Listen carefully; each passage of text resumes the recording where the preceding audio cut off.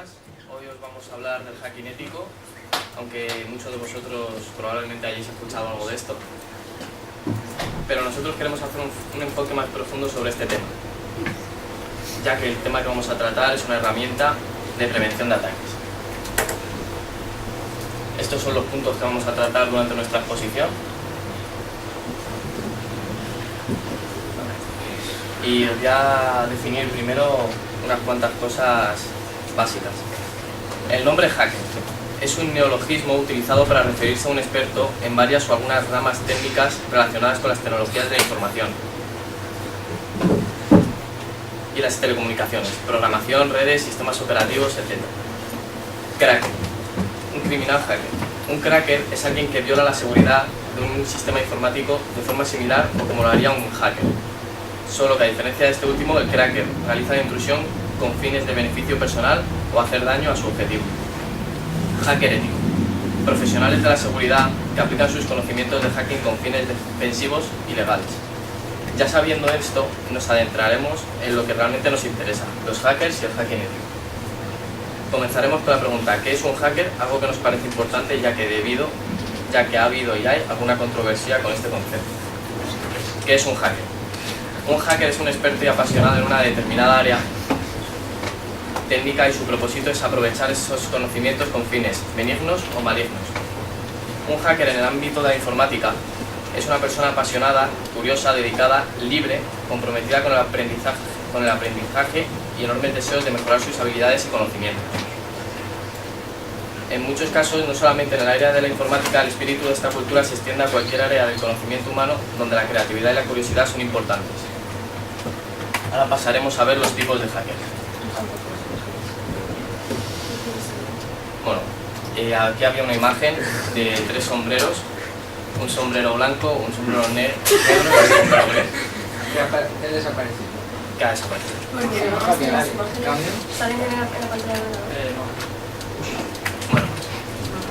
vamos a hablar primero de los black hats. Clase de hacker dedicada a la obtención y explotación de vulnerabilidades en sistemas de información, base de datos, redes informáticas, sistemas operativos y determinados productos de software, etc. Son también conocidos como atacantes de sistemas y expertos en romper la seguridad de estos sistemas. White hat. Clase de hacker dedicado a la corrección de vulnerabilidades de software, definición de metodologías, medidas de seguridad y defensa de sistemas por medio de distintas herramientas. Son aquellas personas que se dedican a la seguridad en aplicaciones, sistemas informáticos, etc. Grey hats, la clase de hacker que se dedica tanto a la obtención y explotación de vulnerabilidades como a la defensa y protección de sistemas. Por lo tanto, puede decirse que un grey hat frecuentemente está catalogado como un hacker con habilidades excepcionales y que sus actividades se encuentran en algún punto entre las desempeñadas por los white hat hackers y los black hat hackers. Vale, pues en este punto empezaremos a hablar sobre lo que son white hackers, que es lo que nos interesa porque está relacionado con el hacking ético. Los white hackers también se denominan white hats, hackers de sombrero blanco o hacker éticos. Son una especie de héroes del ciberespacio, que se encargan de penetrar la seguridad de las empresas para encontrar las vulnerabilidades y así poder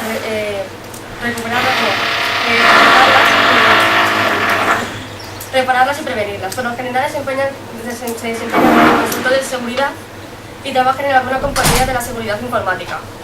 Es decir, utilizan sus conocimientos de informática y seguridad para realizar pruebas en las redes y encontrar vulnerabilidades, para luego reportarlas y se tomen medidas. Pero todo eso sin hacer ningún daño, me refiero, esto sin causar perjuicios a la empresa.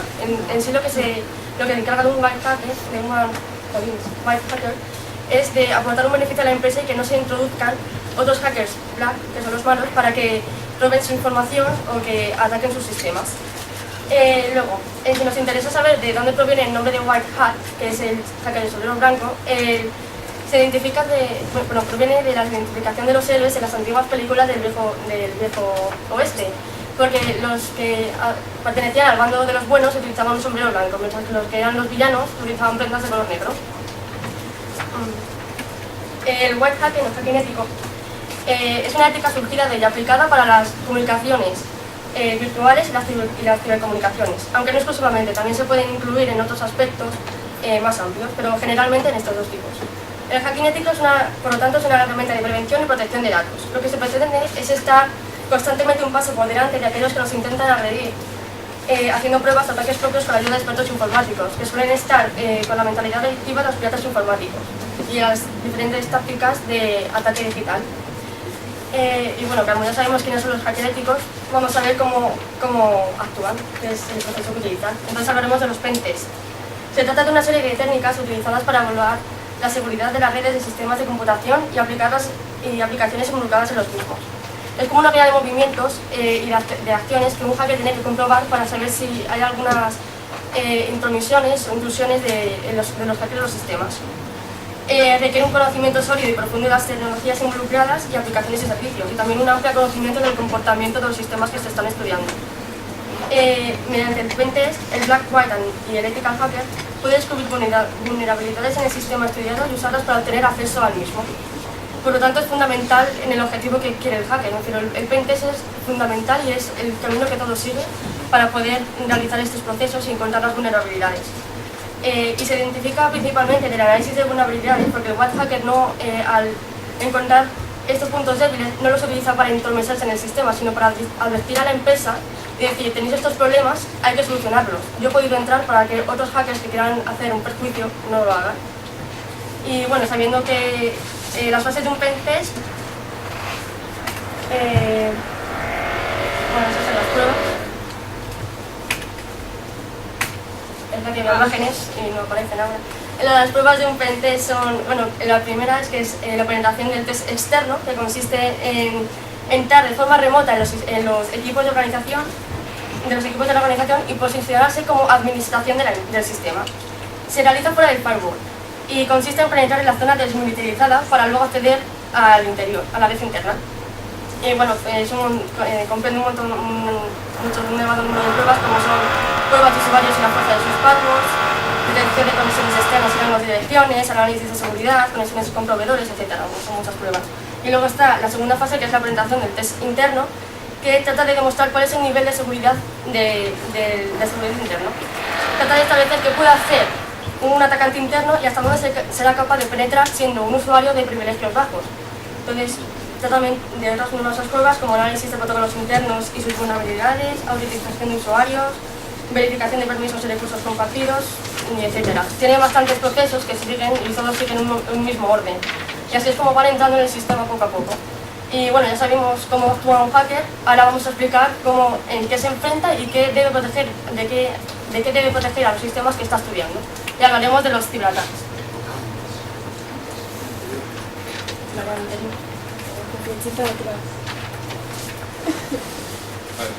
Los ciberataques son los actos en los cuales se cometen daños o perjuicios en contra de las personas, entidades o instituciones, y por lo general son ejecutados por ordenadores a través de Internet.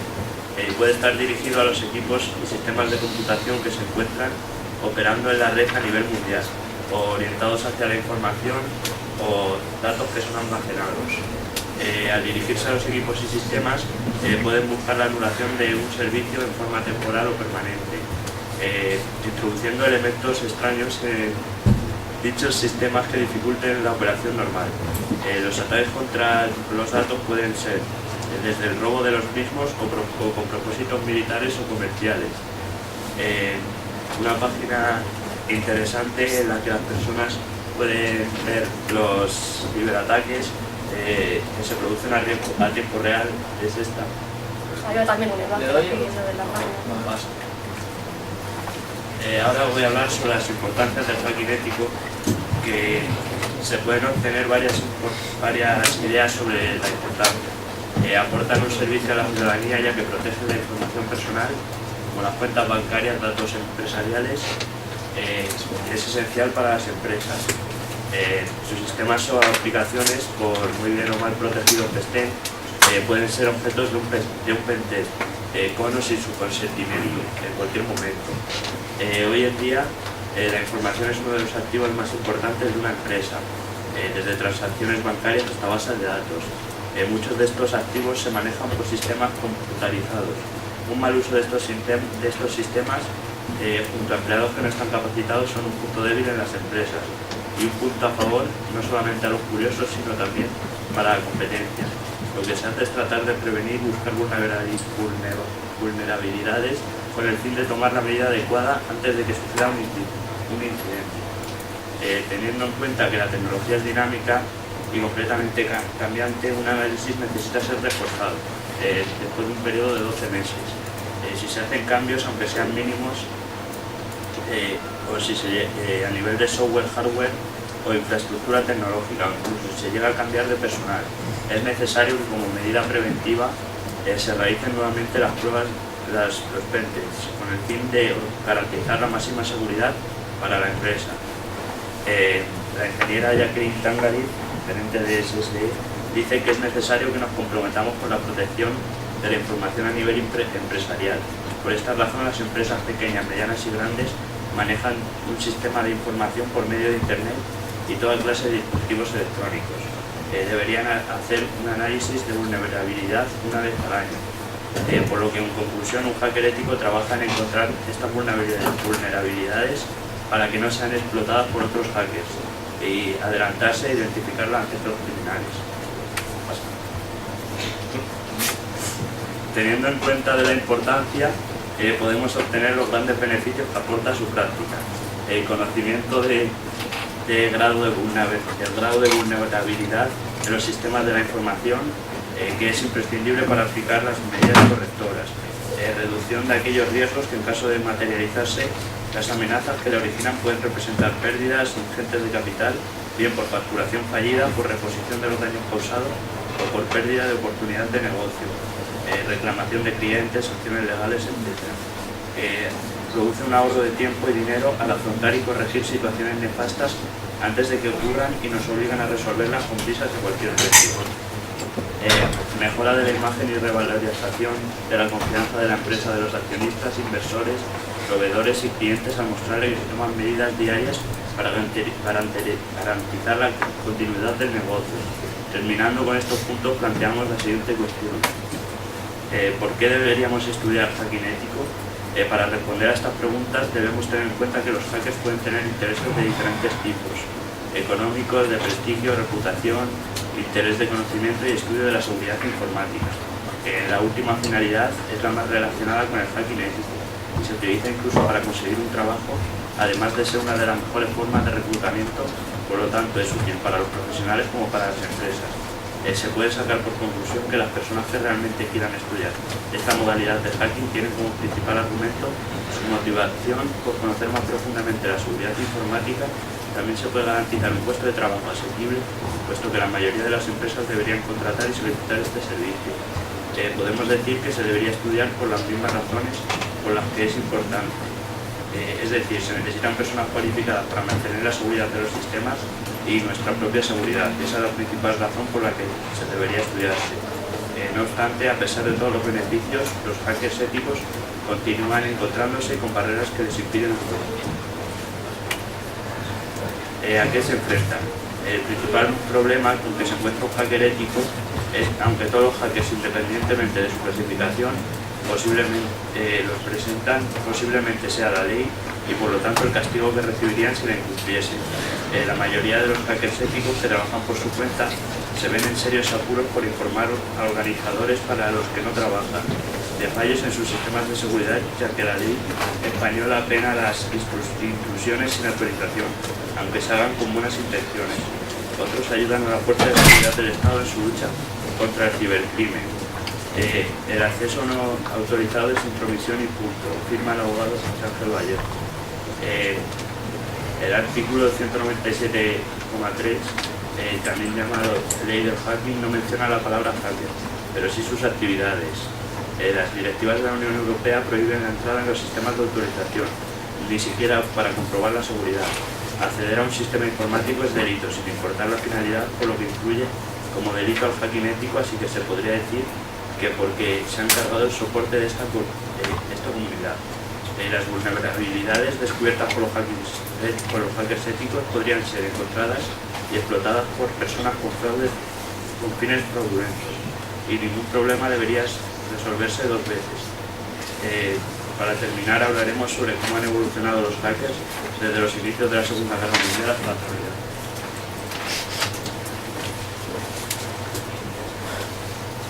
Bueno, yo os voy a hablar de la evolución de los hackers a lo largo del tiempo hasta la actualidad. Y bueno, el hacking se remonta hace mucho tiempo atrás, donde se empleaban las palomas mensajeras. En la Segunda Guerra Mundial se cifraban los mensajes y las comunicaciones, que existían quienes descifraban los mensajes del enemigo. Por aquel entonces no se conocía como hackers y ni tan siquiera estaban penalizados. Solo la llegada del ordenador ha revolucionado este sector y solo de estos ordenadores se ha hablado mucho sobre los hackers. El término hacker comenzó a usarse aplicándolo en un grupo de pioneros de la información de MIT a principios de la década de 1960. Desde entonces y hasta finales de los 70, un hacker es una persona obsesionada con conocer todo lo posible de los sistemas informáticos, como por ejemplo Apple, Jobs y Wozniak. Pero a principios de la década de los 80, influenciados por los juegos de la guerra y demás, los hackers pasaron a ser considerados como chicos jóvenes capaces de violar sistemas informáticos de grandes empresas y del gobierno.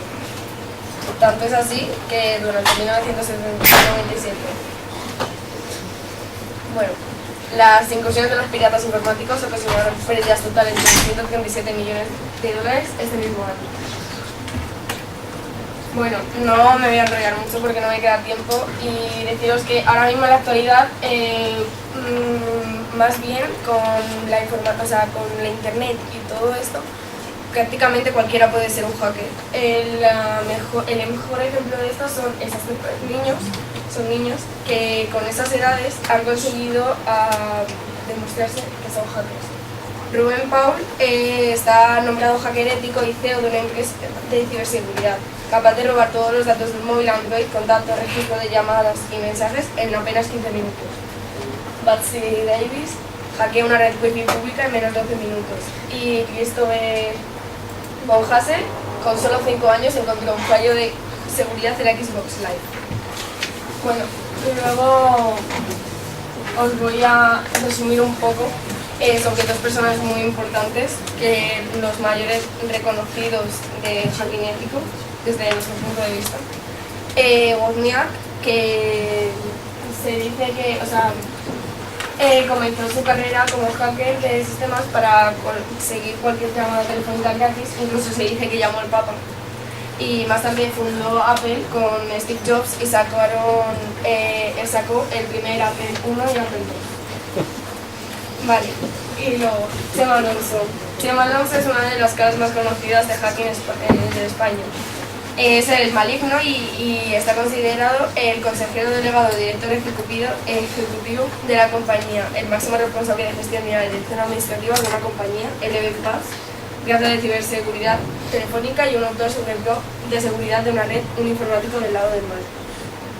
Alonso es un reputado hacker ético que desarrolla productos de seguridad para empresas y particulares, como la aplicación gratuita de Latch, que permite echar un pestillo extra en las cuentas y servicios en línea, tales como la banca personal.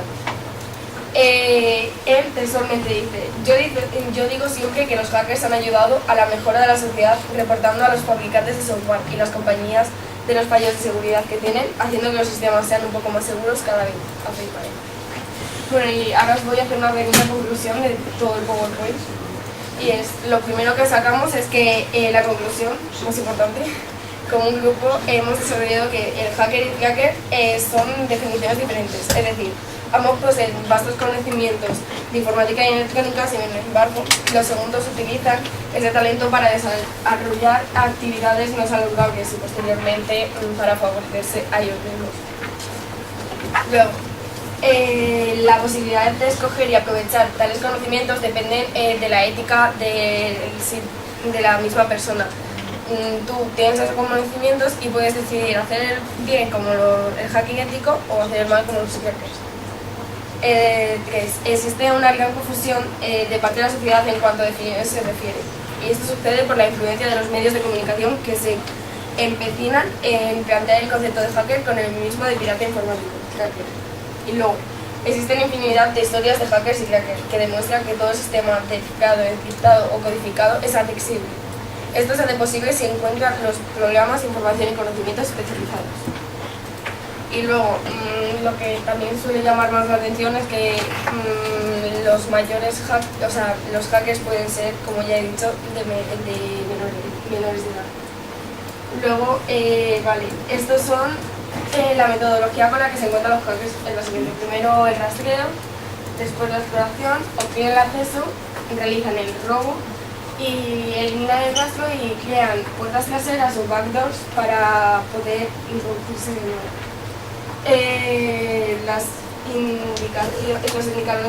Los indicadores que han sufrido un ataque son aparecen en cuentas desconocidas, aparecen demasiados fallos de inicio de sesión, interrupciones o reinicios inesperados de la computadora, se pierden registros y tráfico pesado y nuevas actividades. Bueno, y ya os dejo con la bibliografía.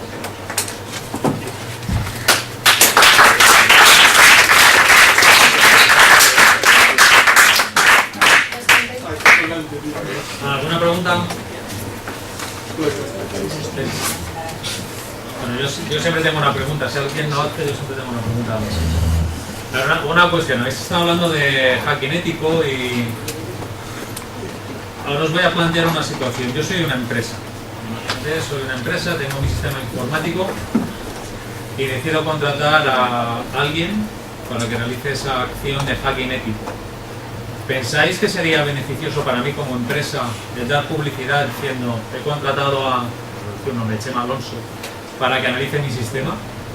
¿O es perjudicial para mí, la imagen de mi empresa, el decir que estoy contratando a un hacker ético? Principalmente yo creo que sería beneficioso porque estás demostrando al público, a los clientes con los que estás interactuando, que realmente tienes un sistema de seguridad y que está protegiendo sus datos personales. Me refiero, si el hacker ético, que se supone que debe limitar la seguridad a los hackers malos que pretenden robar la información, si los clientes saben que está en seguridad y que ese hacker ético ya está realmente reconocido como tal, pero sí que tendría un punto de beneficio para la empresa. Pero también sería perjudicial por el hecho de que esa empresa se daría como que sin un hacker ético no tuviera la propiedad de protegerse en sí. Ya lo último, ¿habéis encontrado algún caso, alguna noticia curiosa de empresas a las que les hayan robado datos o haya hechos que demuestren que se les han robado datos y que no lo hayan hecho público y hayan pagado a los hackers o a las personas que... La verdad que no. No, es una técnica bastante común, sobre todo en banca. Me roban datos y lo que hago es que pago al que me los ha robado para que no diga nada.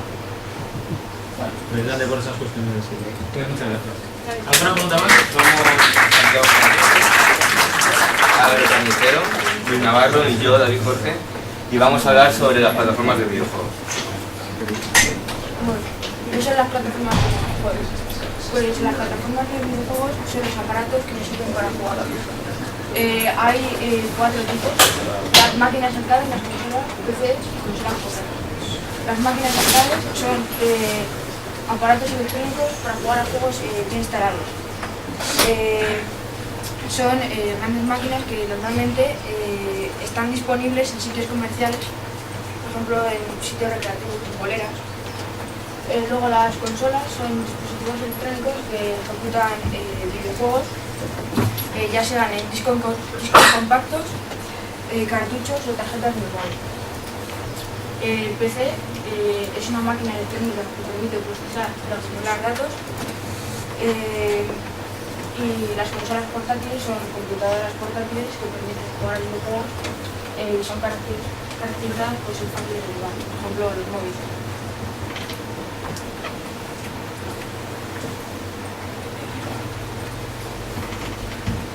Vamos a hablar de por qué hay que estudiarlo.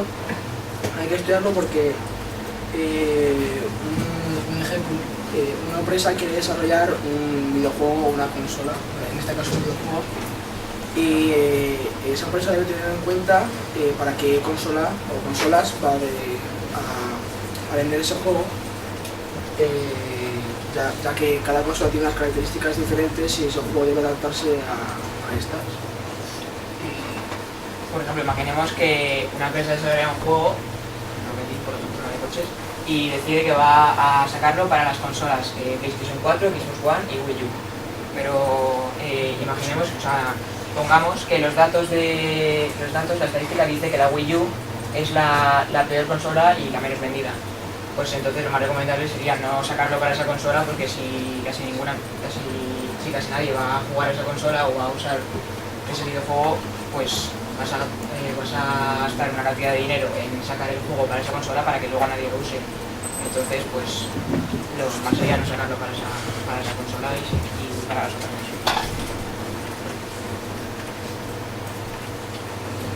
También es necesario que la empresa tenga en cuenta la opinión de los clientes, ya que dependiendo de los clientes va a desarrollar un juego acción o de fútbol o deportes o otra cosa, y también dependiendo de la consola que ellos pidan para que salga ese juego. Ahora voy a hablar de por qué es importante. ¿Por qué es importante las plataformas de los videojuegos? Pues, es importante ya que dependiendo de los videojuegos que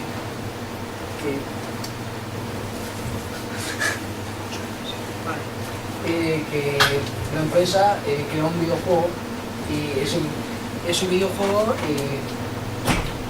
gran parte de la población, como pueden ser niños, jóvenes o ancianos, van a utilizarlo, y por eso es un gran mercado que mueve mucho dinero y es importante para el país, ya que va creciendo y es una ayuda para el país, para que crezca. También es importante porque la propia empresa, como va desarrollando videojuegos y consolas más complejas, necesita renovar su plantilla de trabajo, ya sea porque necesita personas con conocimientos mayores o más personas, mano de obra, para desarrollar ese videojuego.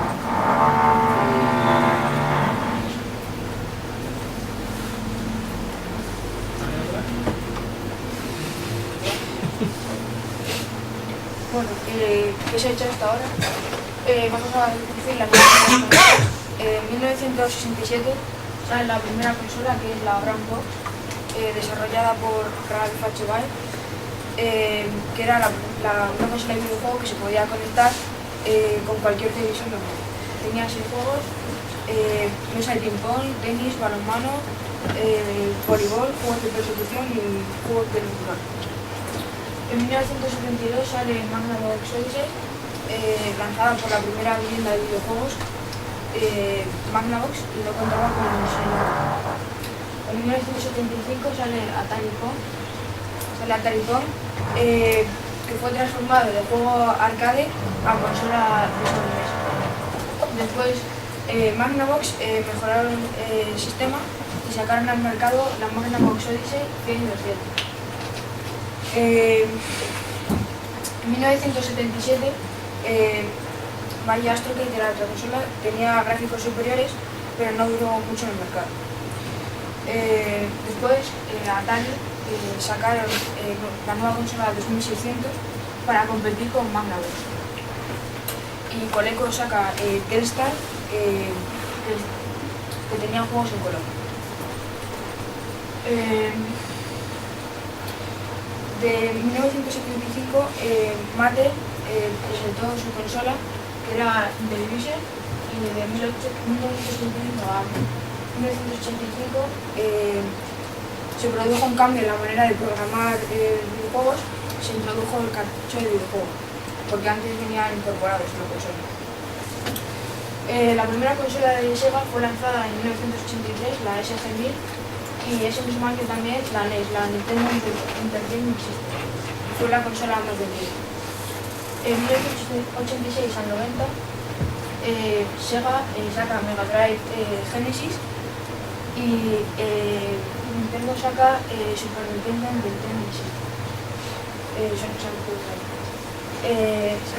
Después también Sega lanzó Mega Master System 2 y Atari sacó el Atari 2880. En 1991 y en 1993 Atari saca al mercado su última consola, que fue Atari Jaguar, y Philips saca su consola CDI, que era la primera consola con sistema de CD.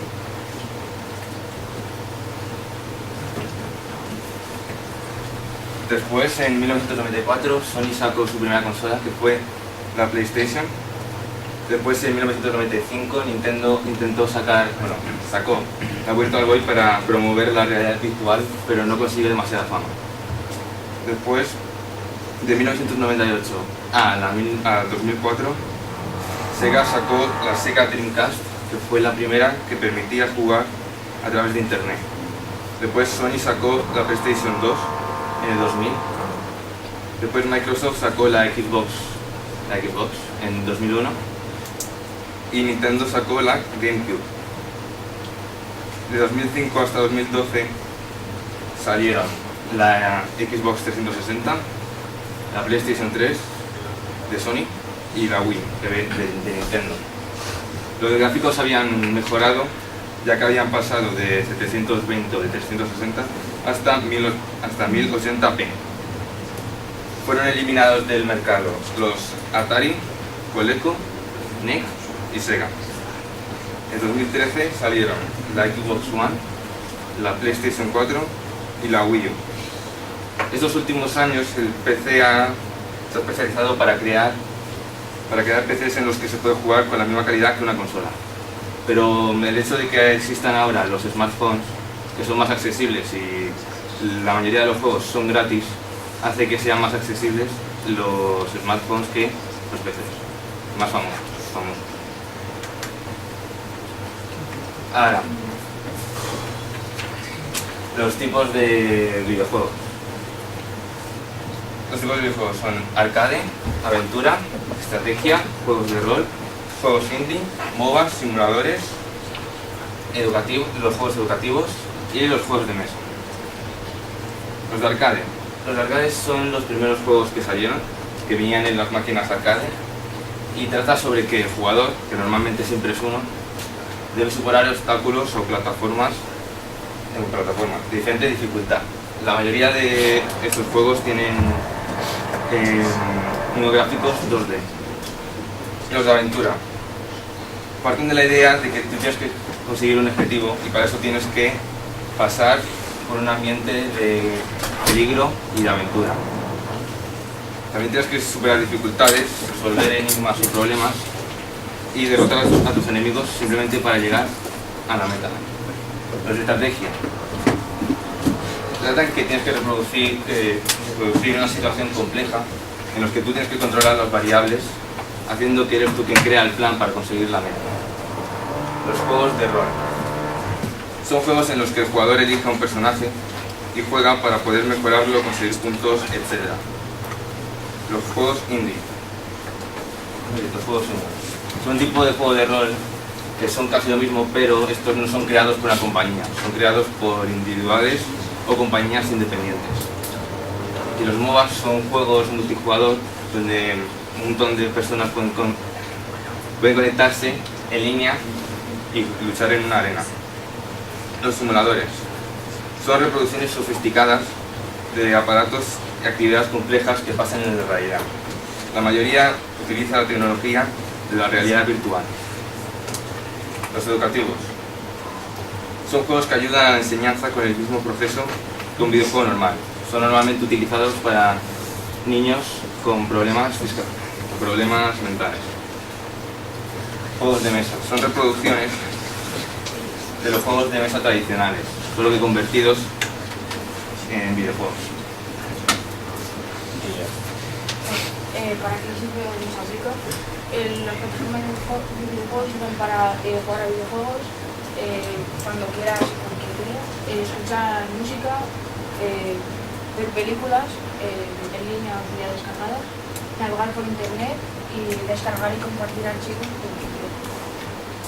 Se aplica como herramienta de aprendizaje para algunas personas que tienen dificultades de estudiar y utilizan este método. Como medio de socialización, por ejemplo, al jugar en línea conoces gente. Para incrementar la creatividad, por ejemplo, algunos juegos que tienes que construir, pues eso te ayuda. Como terapia para gente que necesita soltar algo que tiene dentro. Como medio de investigación en el que te ponen varios sensores o te miden el pulso para ver cómo reaccionas a lo que te aparece en pantalla, y como entrenamiento, un simulador, por ejemplo, de carreras. Sí, o como si fueses un piloto, por ejemplo. Alternativas y soluciones para resolver los problemas que hay a la hora de usar consolas, y uno de ellos es la conexión, que es en el que nos hemos centrado, que muchas veces interviene de maneras diferentes a la hora de utilizar una consola o un videojuego en la misma consola. Y esas maneras de las que puede intervenir es, por ejemplo, si tú estás jugando a un juego con el servicio en línea, pues produce lag, que a ver, muchos sabéis lo que es, pero que no lo sepas os explico así en un momentito. Es cuando tú estás jugando a un juego y vas como dando tirones y todo va fatal, ¿sabes? Va como atrasado. Pues eso es. También puede intervenir si tú estás descargando cualquier cosa en la consola, pues va más lento. Si estás buscando cualquier cosa en internet o reproduciendo un vídeo, pues va todo mucho más lento. Una de las soluciones más efectivas a este problema es el uso de un repetidor. Es un aparatito, bueno, pues son así, de muchos colores y formas, eso ya como queráis, pero lo que importa es lo que hace, su función. Y lo que hace es que hace que la consola y el router, o sea, que la conexión deje de ser inalámbrica, es decir, que vaya por red eléctrica. Y lo que tienes que hacer es conectar el router con un repetidor mediante un cable Ethernet, que lo que hace es transmitir todos los datos que usualmente tiene una red, y bueno, está compuesto por cuatro hilos, son cuatro cables, cuatro pares de cables cubiertos por una malla metálica que impide cualquier tipo de interferencia, ¿no? Entonces lo que tú tienes que hacer es conectar el cable Ethernet al repetidor y a la vez al router, imagínate cables de estas dos cositas. Luego conectas el repetidor a la red eléctrica, y el cuarto en el que tengas tu consola o lo que quieras utilizar, conectas el repetidor a la red eléctrica y mediante otro cable Ethernet lo conectas a tu consola. Y bueno, esto resuelve el problema, ya que las redes inalámbricas siempre tienen mejor calidad que las que van, o sea, que las alámbricas, vamos, ya que son más rápidas.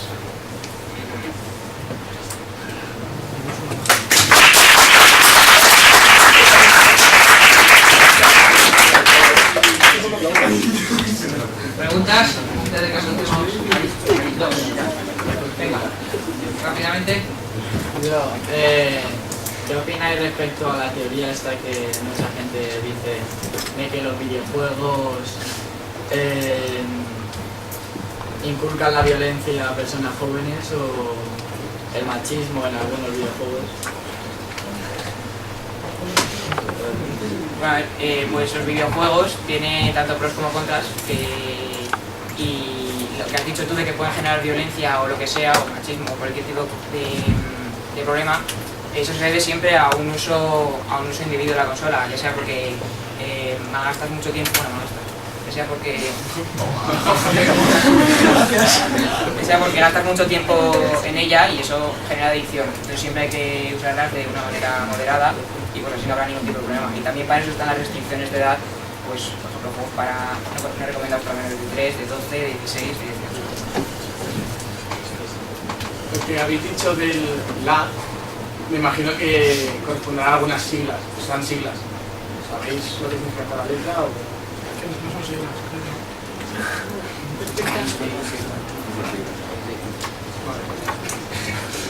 Yo tengo una pregunta, que es, hubo un juego que sacaron solamente en Rusia que fue tan adictivo que murieron como 100 personas de jugarlo porque no dejaban de estar con él para ver quién llegaba primero y tal.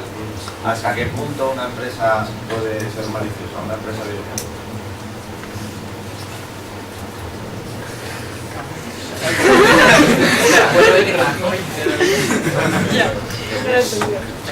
¿Puedes repetir lo último?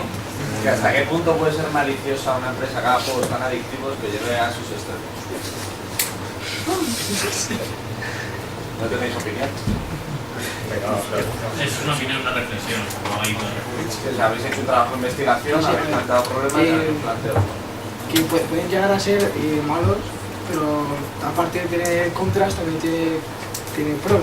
O sea que no todo va a ser malo lo que haga la empresa, también dependiendo de cómo lo, no sé, de cómo lo uses, y también respecto de la edad que tenga esa persona y lo que se pueda controlar ella a la hora de jugar y no viciarse, por así decirlo, tantas horas a ese videojuego.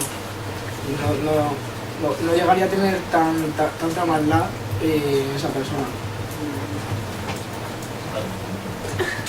Vale. Última. Vale.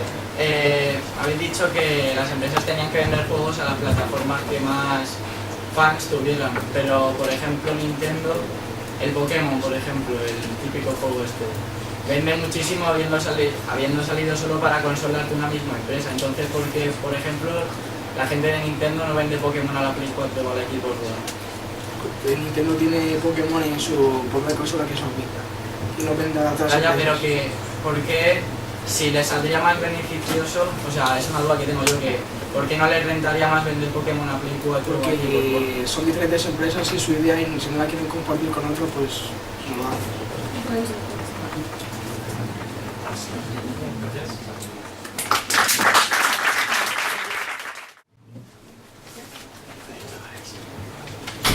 Es el hacking ético. El hacking ético es el acto que realiza un informático con el fin de hackear una página para encontrar vulnerabilidades y defectos en la seguridad informal y que la página los proteja. Modos de hacking ético. Podemos hackear de muchos modos: por redes remotas, simulando un ataque desde internet; por redes locales, simulando un ataque desde dentro; por ingeniería social, probando la confianza de los empleados; y mediante la seguridad física, mediante accesos físicos.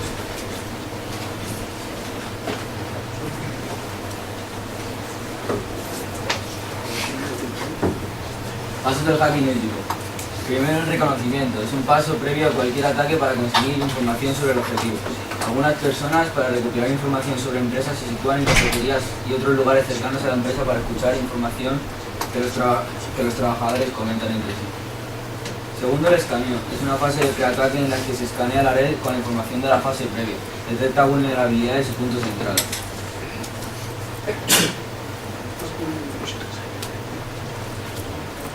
El ataque. Primero se obtiene el acceso. Es la fase en la que se produce el ataque propiamente dicho. Ataque. Se mantiene el acceso. Consiste en mantener los privilegios obtenidos blindando el sistema para protegerlo de otros hackers. Y cuarto, quinto, borrar de huellas. En esta fase se intentan borrar todas las pruebas para evitar ser descubiertos.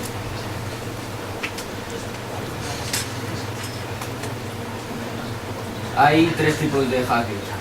El white hat, que son los buenos, por así decirlo, son los que realizan el hacking ético, que usan el hacking con un fin bueno, como puede ser la seguridad de páginas, empresas o temas policiales.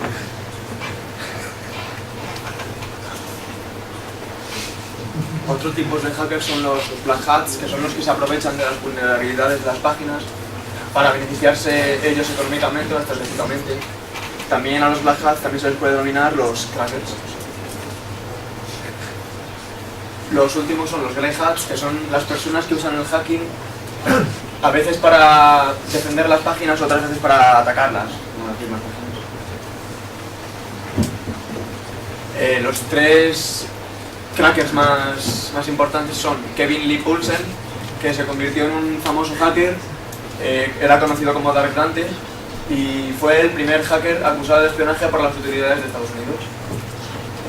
Kevin ganó el reconocimiento cuando realizó el hackeo a las líneas telefónicas de Los Ángeles y de XFM, asegurándose de ser la llamada 102 para ganar el premio que daban, que era el Porsche, y fue arrestado en abril del 91. Ese es Kevin Lee Poulsen. Otro es Kevin Mitnick, que a los 15 años utilizó la ingeniería social y basurero de buceo para eludir el sistema de tarjetas perforadas utilizadas en el sistema de autobuses de Los Ángeles. La ingeniería social más tarde se convirtió en su principal método de obtención de información, incluyendo nombres de usuario y contraseñas y números de teléfono de modem. Mitnick primero consiguió el acceso no autorizado a una red informática en el 79, a los 16 años, cuando un amigo le dio el número de teléfono para el acta. En el momento de su arresto, él era el criminal más buscado informático en los Estados Unidos. Y este es Kevin Mitnick.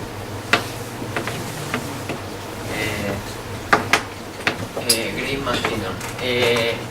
Gray consiguió entrar en las redes de la NASA, el Ejército, la Marina, el Departamento de Defensa y las Fuerzas Aéreas estadounidenses. También consiguió entrar en la red del Pentágono, que era supuestamente era la red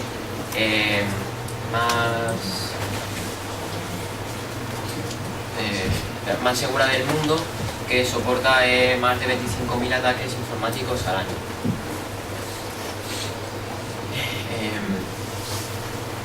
No solo curiosidad, sino que también robó contraseñas y eliminó más de 1.300 cuentas de usuario y dejó la red informática fuera de servicio durante una semana. ¿Por qué hizo esto?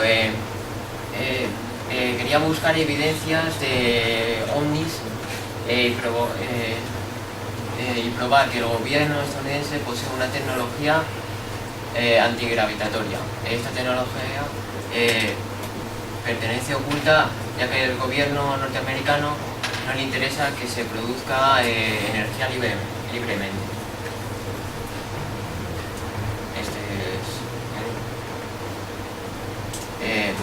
¿Por qué estudiar? Lo primero es que existe un máster en hacking para personas las cuales quieran ser capaces de protegerse ante ataques informáticos, bien personales o trabajando en una empresa.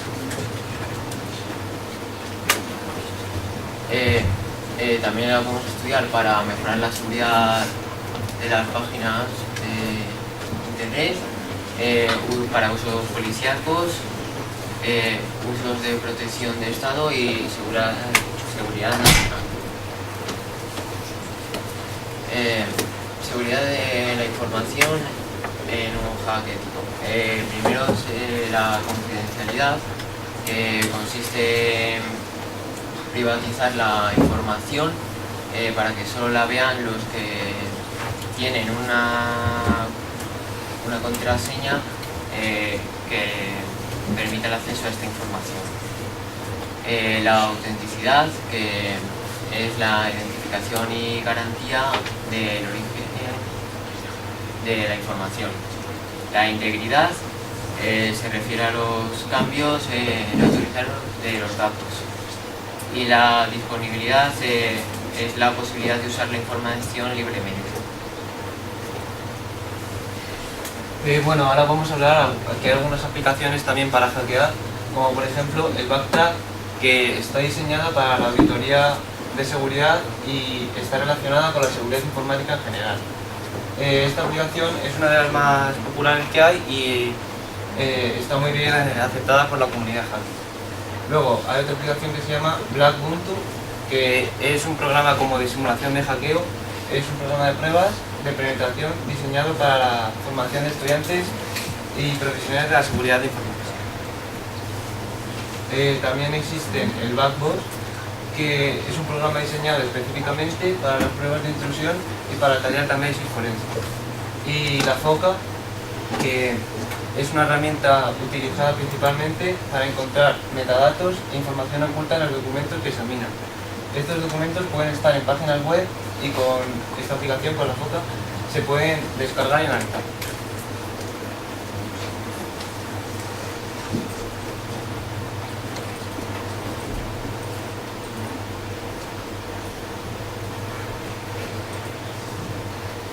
También vamos a hablar de competiciones y concursos de hackeo.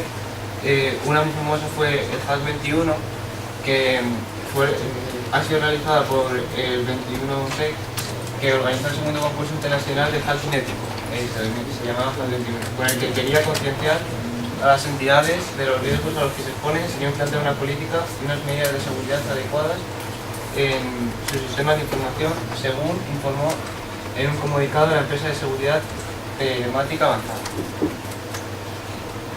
Otro concurso fue uno que realizó Google Chrome, que se llamaba Pinum. Fue la cuarta edición de este concurso, que repartió Google Chrome hasta 2,7 millones de dólares para que consiguiera hackear su sistema operativo Chrome OS.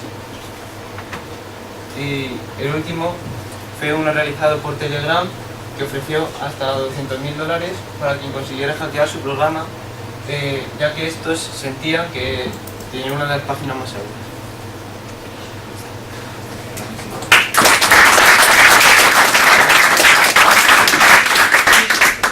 ¿Preguntas? ¿Por aquí? ¿Qué? ¿Es bueno enseñar a externos a hackear? O sea, si me enseñáis a mí a hackear, lo puedo usar tanto para bien, pero también para mal. Entonces, ¿se debería enseñar a hackear a la gente? Se debería enseñar siempre que se conciencia a las personas de que el hackear se debe usar para un buen fin y no para fines propios y para robar a la gente. Yo tengo una pregunta, los concursos que habéis planteado, ¿sabéis si alguno se consiguió llevar a cabo?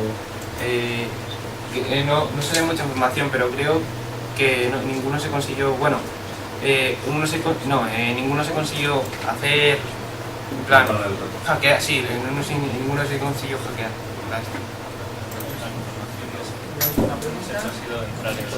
Gracias. Sí,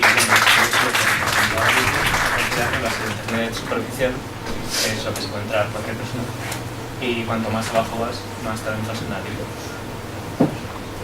¿Cuándo quieres que pase? Pues eso, la Deep Web es todo aquello que no se puede acceder desde Internet normalmente, y pues eso, que una persona normal no puede entrar a lo de ¿Paso? Sí. ¿Quién va? Los pros y contras de la Deep Web. Los pros son que puedes acceder al 96% de la información de Internet o a Freenet, que solo puedes acceder al 4% restante. Mientras que los contras es que la mayoría de esta información es ilegal y suele ser pornografía infantil, venta de armas y drogas.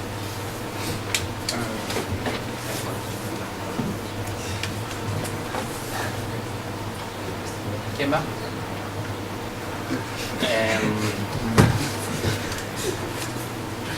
Al principio, para intentar entrar en la Deep Web, hemos tenido que deshabilitar el antivirus y después instalamos en un pendrive Tor y ya lo instalamos en el propio ordenador. El Tor es el buscador donde... ¿No? Pásanos.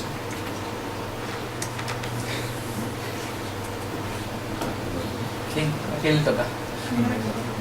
Bueno, pues cuando hemos entrado en la Deep Web, aunque no hemos accedido internamente prácticamente nada, hemos encontrado un montón de contenido, pero prácticamente todo era venta de drogas, de armas, contenido sexual, la mayoría porno infantil, y podías comprar pasaportes falsos, móviles, un montón de cosas.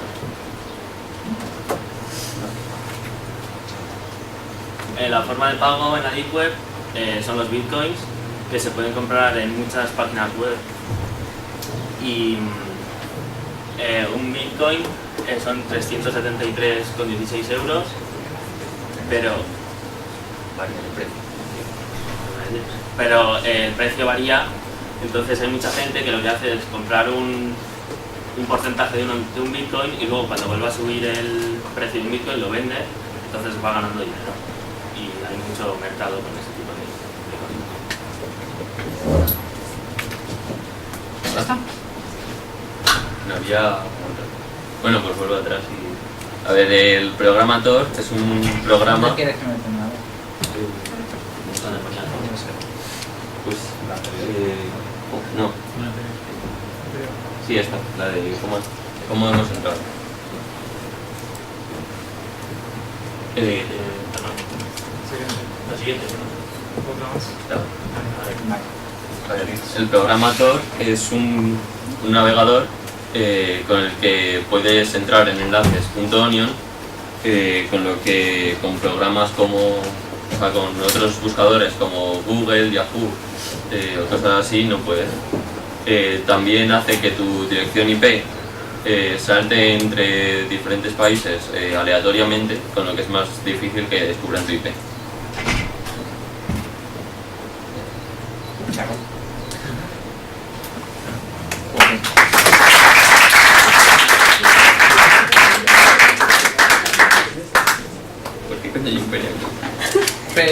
¿Preguntas? ¿Consideráis que simplemente con el hecho de usar Tor es perfectamente para entrar en la Deep Web o es algo necesario? ¿Algo más? Para entrar simplemente en plan de las zonas más superficiales de la Deep Web, solo con Tor te basta, pero para entrar ya a zonas más profundas hace falta más programas y más cosas así. Habla más alto, que no sé. ¿Y como cuál? Pues no sabemos porque solo hemos podido acceder a eso con Tor, pero los demás programas no los sabemos. ¿Quién más había preguntado por ahí? ¿Consideráis que, o sea, que se instaló el Tor este, habéis empezado a navegar? ¿Consideráis que eso sería seguro, como para que tú llegues a tu casa y en la máquina de tu casa te lo instales y a partir de ahí? No, para nada. No. ¿Por qué? Porque igual que nosotros hemos podido entrar ahí, mucha gente podría entrar siguiendo nuestro rastro a nuestros ordenadores o descubrir información personal o cosas así. Ajá. Pero no habíais comentado que ese tipo de navegadores, cuando estableces determinados tipos de conexión, él te va haciendo variaciones de IP, con lo cual te va buscando la anonimización de tu conexión para que nadie sepa dónde estás ni desde dónde te conectas y puedas cometer esos actos delictivos de una manera más o menos impune. Resulta más difícil de que te encuentren, pero igualmente te encuentran. El rastro siempre va a estar ahí, siempre lo vas a poder hacer. Entonces, ¿hacia dónde debería evolucionar la Deep Web? Y uno de los puntos que habéis comentado es, bueno, el principal pro es que accedo al 96% de la información de Internet. ¿Qué valor añadido me da? El acceder al 96% y no como antes, que decís que antes era en otra presentación el 12, el 14, el 16%. Hay un 16% visible y luego un 80% oculto. ¿Qué valor me da ese valor, ese porcentaje oculto? No sé, es que simplemente me lo he accedido por curiosidad. Ajá, vale, pero no encontráis ninguna... Puedes comprar cosas más baratas y cosas así, pero nosotros lo que hemos hecho ha sido entrar por curiosidad. Puedes sacar mercado de ello, claro. Ajá. ¿Alguna pregunta más? Sí, yo quiero hacer una. Habéis hecho una presentación muy correcta que a estas horas es muy agradecido. Realmente muy agradecido. Sin embargo, yo te quiero preguntar, ¿creéis que habéis presentado realmente un trabajo de investigación? ¿Qué era lo que se había pedido para...? Es que nos interesaba mucho la Deep Web y al final pues queríamos entrar y ver cómo era. Nos perdimos. Y nos hemos entretenido más entre encontrar la información que exponerla en la presentación. Bien. Si tuvierais que poneros calificación, ¿qué calificación os pondríais? En los dos.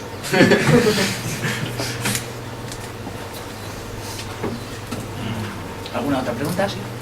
Sí, habéis comentado que habéis entrado a los primeros niveles y habéis encontrado venta de drogas, venta de armas y demás. Habéis dicho que eso era relativamente sencillo utilizando la herramienta Tor. Entonces, considerando que todos estos comportamientos en la mayoría de los países son ilegales o actúan en contra de ellos, ¿por qué creéis que no se ilegaliza el uso de esa herramienta para poder hacer ese tipo de contenido? Pues para pillar a gente que trafica con cosas o que sube a la Deep Web contenido fraudulento. Sí, pero meramente, o sea, Tor, según lo habéis estado contando, es una herramienta de acceso para alguien que tenga unos conocimientos relativamente básicos, donde pueda acceder, por ejemplo, yo puedo acceder ahora mismo ahí y comprar armas.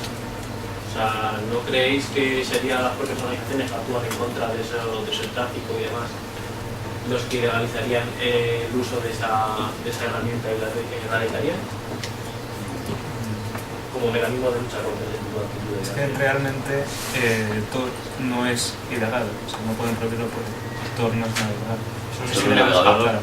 Lo que es ilegal es lo que se encuentra usando Tor. O sea, por entrar en la Deep Web no te pueden decir nada, pero sí por ver ese tipo de contenidos o comprar cosas ilegales. No se pregunta, no podría ser ese Tor un fake de lo que me ha comentado, ¿no? Yo pongo esto, te permito realizar actos ilegales y a partir de como te tengo localizado, te tengo trincado. Perfectamente. Pero no habéis encontrado nada que os lleve a indicios de que antes comentaban en otra presentación. Por aquí está, el FBI está detrás. Y estabas hasta el nivel 4, que más o menos por ahí estaba el control de todas las agencias de inteligencia. ¿No habéis encontrado ningún tipo de evidencias o Lo más ¿tenéis una parecido de han sido investigación? cientos de páginas vetadas, que prácticamente todos los enlaces .onion que hemos encontrado han estado cerrados. Sí, en ese aspecto yo considero que vuestra labor como investigadores era ahondar en pues, cómo hacer esto, que llegue yo a este tipo de contenido y a esto lo tiene controlado alguien, no lo tiene controlado alguien, interesa que esto esté así, no interesa. Creo que esa era más el enfoque, digamos, del trabajo que debería ser tanto. Muy bien. Gracias. Gracias.